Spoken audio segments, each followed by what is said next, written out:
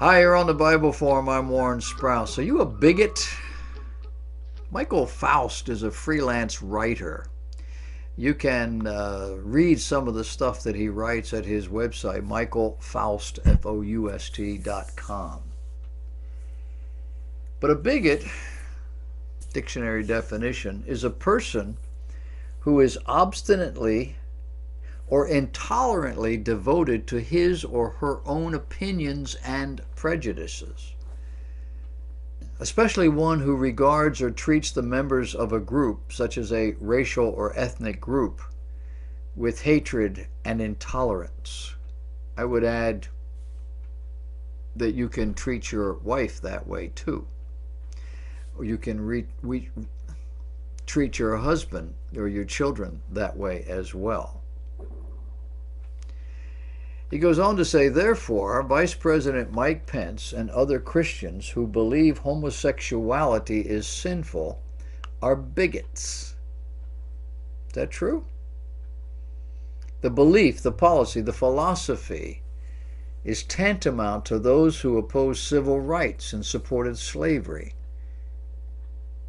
Now, that's according to a well-known Washington Post columnist. The newspaper's Richard Cohen argues in a new column that the beliefs of Mike Pence and his wife Karen about sexuality are no different than the racist beliefs from America's past. He's responding to the Democrats demanding the resignation of Virginia's governor for a picture in the governor's medical school yearbook 30-some years ago, wherein he donned blackface at a party. Mr. Cohen asks, for those Republicans who, along with Democrats, demand the resignation of Virginia Democrat Governor Ralph Northam for the abhorrent photo which appeared in his medical school yearbook, for them, if bigotry is repugnant, why not demand the resignation of Vice President Mike Pence? Was he there? Did he do that too? No. But do this because he has ugly views on homosexuality. You see how this worm turns? And he says, while we're at it, why not insist that Pence's wife resign her position at a school that discriminates against gays and lesbians? You saw the article.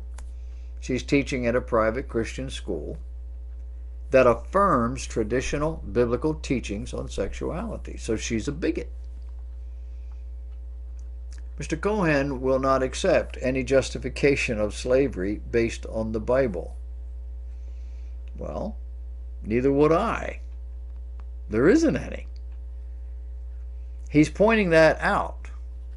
Quote, the Bible was used to justify slavery, and in my own time, racists cited this or that biblical passage to assert that racial segregation was precisely what God intended.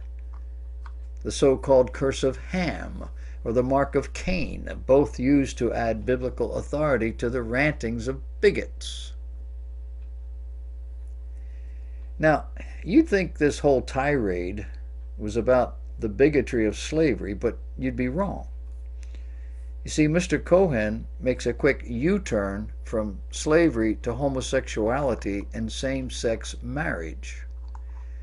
I would argue that during the slavery days in America, it wasn't America that supported slavery. It was the states, and it was the people, the individuals, slave owners, who were the ones who were doing all the racial stuff. In our country, when we started as a nation, our leaders knew that slavery was inconsistent. They didn't go after it initially because it would have destroyed the Union, and they wanted to get the Union strong before they went after that. About 100 years later, we fought a war. And to date, more Americans have died in that war than all the wars we fought put together. Some for, some against. The United States of America as a nation has always stood against it. Mr. Cohen is arguing that Mr. Pence's view have in the past caused much suffering and violence. He's talking about slavery. Mr. Cohen continues, I have been torn about Northam, about whether a single yearbook photo negates a lifetime of tolerance. But I am not torn about Mike and Karen Pence. There are figures of consequence, and their bigotry, regardless of their religious justification, has to be confronted. What is their bigotry? She teaches in a school that takes a stand against this sort of thing. That's terrible. Al Mohler, who's president of Southern Baptist Theological Seminary, said Christians should not ignore the arguments in Cohen's column. He says the real antipathy Cohen directs at the Pences and to conservative Christians centers on our audacity to draw anything from the pages of Holy Scripture. We dare to say, thus saith the Lord, that God has said. We dare to believe that God has spoken, that the Bible is His word on that issue, that it bears divine authority and is without error. The secular mind cannot accept the audacious claim to believe that true morality flows from God's revelation, that God has spoken and established an order to His creation. The secular elites believe that anyone who holds to a biblical morality is a bigot. Anyone who believes in divine revelation must be an idiot. People who hold to biblical morality are against homosexuality as a behavior. People who hold to a biblical morality are against transgenderism. You see how it's going? Cohen believes, Mohler says, in right and wrong, but measured by his own internal compass and prevailing elite opinion, he's changed it. The Washington Post columnist is correct that the Bible was misused in the past, yet the misuse of the Bible on the matters of race in no way nullifies its clarity or its authority for Christians on that or any other moral subject, including sexual ethics. The Bible was misused, meaning the Bible did not support what was going on. Didn't then, doesn't now. It had to be twisted. Justification for slavery relied on a few verses ripped out of their historical, literary, and theological context in order to support this. But the scriptures abound with texts, verses, and instructions regarding marriage and sexuality. You cannot doubt these. You can't twist them to make them fit any other way. The Bible presents a unified theme on these subjects throughout all 66 books, a theme that declares marriage as an institution created by God, not by men, an institution that unites one man with one woman. They become one. The two become one. There's nothing in the Bible about divorcing that one and marrying another, and now we are another one. Doesn't work that way. In Romans chapter 1, Paul grounds marital and sexual ethics not only in the Old Testament, but in the broader scope of creation. This is the way God set it up. The structure of creation testifies to the goodness and orderliness of God's design for humanity as male and female, from birth, for marriage, and the proper expression of sexuality within that confine. Where there are illustrations of abuse, slavery, or murder, the situations and the events are honestly reported in the Bible. People did this stuff, but it's not being reported that, oh, and it was good. No. Often in Scripture, when the word slave is used, it applies to indentured servants, men and women who sold themselves into slavery in order to pay off their debts. They would work for the next 2 years to cover that.